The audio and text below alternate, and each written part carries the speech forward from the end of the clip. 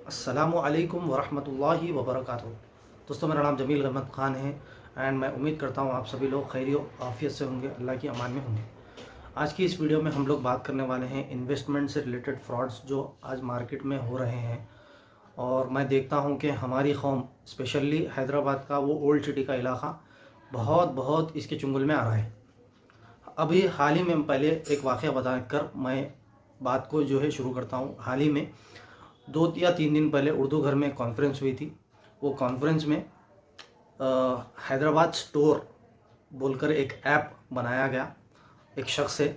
वो शख्स ने क्या है, ई स्टोर के नाम से, यानी कि ऑनलाइन स्टोर के नाम से एक ऐप बनाया। ऐप बनाकर जो है लोगों को ये बोला कि ये ऐप में इन्वेस्ट करो और मैं आपको जो है जितना भी प्रॉफिट हो रहा बिज़नेस का वो मैं आपको डिस्ट्रीब्यूट करूँगा। तो तकरीबन वो बंदा कुछ हैदराबाद के आउटस्कर्ट्स का था। वो बंदा आता है हैदराबाद में, अपने लोगों का एतमाद हासिल करता और लोगों को जो है सर्विस प्रोवाइड करके कुछ महीने बिज़नेस को चलाया उसने। बिज़नेस को चलाने के बाद लोग उसके भरोसे को देख के और लोग उसके काम करने के तरीक़े को देखकर, किसी ने 50,000, किसी ने 1 लाख, किसी ने 2 लाख, किसी ने 3 लाख, किसी ने 10 लाख, किसी ने 20 लाख, ऐसा करते करते करते लोगों ने तकरीबन 40 करोड़ रुपए तक लोगों ने इन्वेस्ट किया उसके बिज़नेस में। वो ऐप का नाम है हैदराबाद स्टोर। जैसा ही वो पैसे पुल अप हुए, बंदा ले लेके फ़रार। अभी उसका कोई अता पता नहीं है, इन्वेस्टिगेशन चल रही है। ऐसा है। 2 साल पहले हमारे हैदराबाद के इलाके में नेटवर्क मार्केटिंग के नाम की एक कंपनी आई थी, आपको मालूम होगा, बहुत चल रहा था उसका। उन्होंने भी बहुत सारे वादे किए, ऐसा करना है वैसा करना है, और लोगों से पैसा उठाया। उसके बाद उन्होंने लोगों को पैसा दिया भी, ऐसा नहीं कि पैसे नहीं दिए, लोगों को पैसा दिया, मगर चंद महीनों के बाद वो भी लेके राइट। और 1 साल पहले एक बंदा आता है हमारे हैदराबाद में, आकर ये बोलता है कि एक लैंड है, लैंड लिटिगेशन का मसला चल रहा, उस पर कुछ केसा वगैरह है, और पब्लिक को ये बोलकर पैसे उठाया उसने कि 10,000 रुपये, 15,000 रुपये, 20,000 रुपये आप इसमें इन्वेस्ट करो, और वो बॉन्ड्स प्रोवाइड कर रहा था, आप ये लिटिगेशन के लैंड में इन्वेस्ट करो।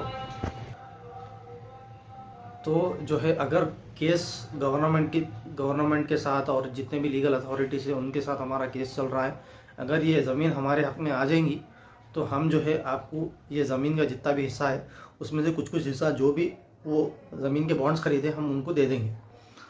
तो कईयों लोगों ने कुछ ही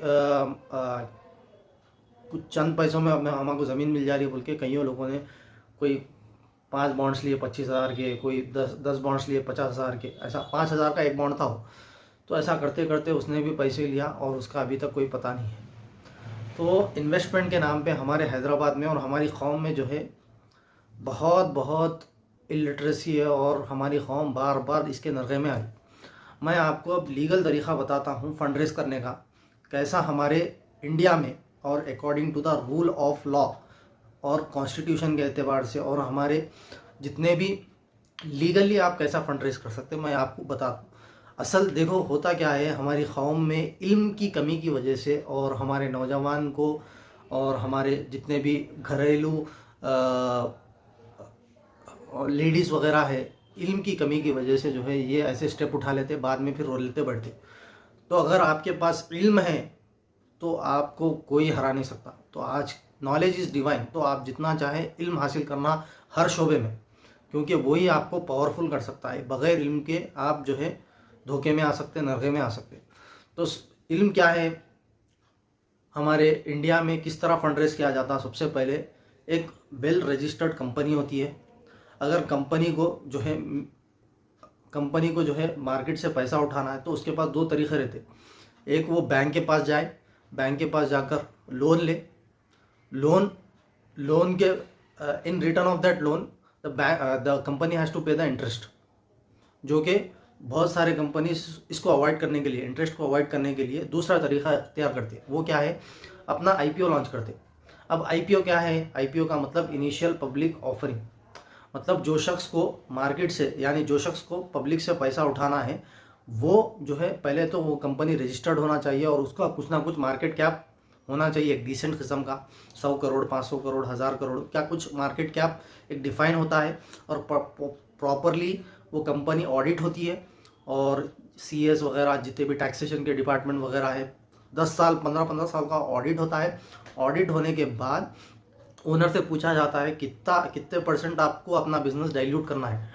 डाइल्यूट करना मतलब कितने परसेंट हिस्सेदारी आपको जो है पब्लिक में भेजना है। मिसाल के तौर पर अगर वो ओनर ने कहा कि मेरे को 20% भेजना है, तो 80% ओनर का होगा, 20% मार्केट में उसके शेयर्स बनाए जाएंगे। वो कंपनी 20% ऑफ द बिजनेस के शेयर्स बनाकर मार्केट में IPO के जरिए से, यानी इनिशियल पब्लिक ऑफरिंग के जरिए से, उसको IPO बोलते हैं, IPO के जरिए से लॉन्च किया जाता। अब एक डेट फिक्स की जाती, वो डेट पर पब्लिक जो है अगर पब्लिक को इंटरेस्ट है वो बिज़नेस में और पब्लिक को उसके शेयर्स खरीदना है, तो वो पब्लिक जो है IPO को अप्लाई करती है। IPO को अप्लाई करने के बाद उसमें भी लॉटरी सिस्टम होता, कंप्यूटर का एक सिस्टम होता है, वो सिस्टम मैक्रो रन किया जाता, और जिसको मिलना है उसको उसके अकाउंट में जो है उसके शेयर्स आ जाते। तो इस तरह अब अगर कंपनी ग्रो करेगी तो आपको आपके शेयर्स में भी पैसे बढ़ेंगे, अगर कंपनी लॉस में जाएगी तो आपके पैसे भी लॉस में जाएंगे। तो ये तरीक़ा है फंड रेज करने का एक कंपनी के ओनर को, और आपको ये अगर किसी कंपनी में इन्वेस्ट करना है तो ये तरीक़ा है। तो हमेशा होता क्या है कि हमारी बदइल्मी की वजह से या बेइल्मी की वजह से हम जो है ऐसे चुंगलों में पड़ जाते, और बाद में हमेशा के लिए रोते रहते, और जो है किसी ने जो है अपनी पूंजी डाल दी उसमें, किसी ने पूरे रिटायरमेंट का पैसा डाल दिया, किसी ने अपने बेटी की शादी के पैसे डाल दिए। तो ऐसा नहीं होना। वो मुझे बहुत अफसोस होता है अगर मेरे को ऐसे वाक़यात सुनने को मिलते हैं कि किसी ने इतना इन्वेस्ट किया और उसके पैसे डूब गए, बोलता मेरे को बहुत अफसोस होता। और क्यों बोलते, जो बंदा ठगने को आया वो तो ठग के रहेगा, वो तो आपकी मजबूरियां नहीं देखेगा कि आपको अपने बेटी की शादी करना है, क्या आपको हज पे जाना है, या आपको आपके रिटायरमेंट का पैसा है, वो तो उसकी नीयत रहेगी कि मेरे को पैसे लेना है, राइट होना है। और अगर किसी ना किसी तरीके से वो मुल्क के बाहर निकल गया तो आपका पैसा आने के इम्पॉसिबल चांसेस रहते हैं, क्योंकि आपने अपने रिस्क पे इन्वेस्ट किया। और जो है यहाँ तक कि गवर्नमेंट वगैरह भी कुछ हद तक मदद करेगी आपकी, लेकिन पैसे आने की गारंटी तो आप नेक्स्ट टू इम्पॉसिबल है। इसीलिए मेरी आपसे गुजारिश है कि प्लीज़ ऐसे फ्रॉड से आप बचिए, क्योंकि अल्लाह के नबी की हदीस है कि मोमिन एक बिल से 2 बार डसा नहीं जाता। अगर आपके साथ ऐसा हो गया तो अगली बार फिर आपको जो है ऐसा फिर होगा, तो प्लीज़ आप इससे बचिए। और जो है अगर आपको बिज़नेस करना है या पार्टनरशिप में बिज़नेस करना है तो proper documentation, proper paper work करिए, क्योंकि कुरान में भी आया है, कुरान को जो ले लेगा कभी भटकेगा नहीं इंशाअल्लाह ताला। तो कुरान में आया है कि आपस में कभी भी 2 मुआहदा हो, डील हो, कुछ भी, तो उसको लिख लिया करो। यह कुरान में आया है, अल्लाह ने अपनी किताब में लिखा है।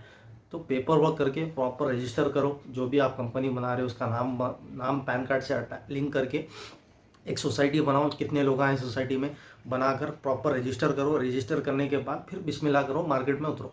ये भी एक तरीक़ा है बिज़नेस करने का या इन्वेस्टमेंट करने का, ठीक है। अगर आप स्लीपिंग पार्टनर है तो वो डॉक्यूमेंटेशन में ग्राउंड पे काम होना है और आपको डॉक्यूमेंटेशन में दिखना है। तो ये है, कोई भी मल्लापा की खीर के जैसा आए, मेरा ये बिजनेस है, इतने इन्वेस्ट करो, 1 लाख रुपए दे दो मेरे को, 2 लाख रुपए दे दो, 5 लाख रुपए दे दो, बोल तो कभी भी आप इसके चुंगल में, नरगे में नहीं आना।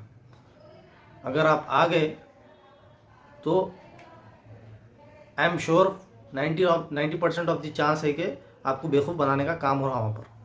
तो आप पहले से चौकन्ना रहिए। मोमिन कभी भी गाफिल नहीं रहता, हमेशा चौकन्ना रहता, और एक बिल से 2 बार नहीं डसा जाता। अल्लाह के नबी की हदीस है, नबी पाक सल्लल्लाहु अलैहि वसल्लम की।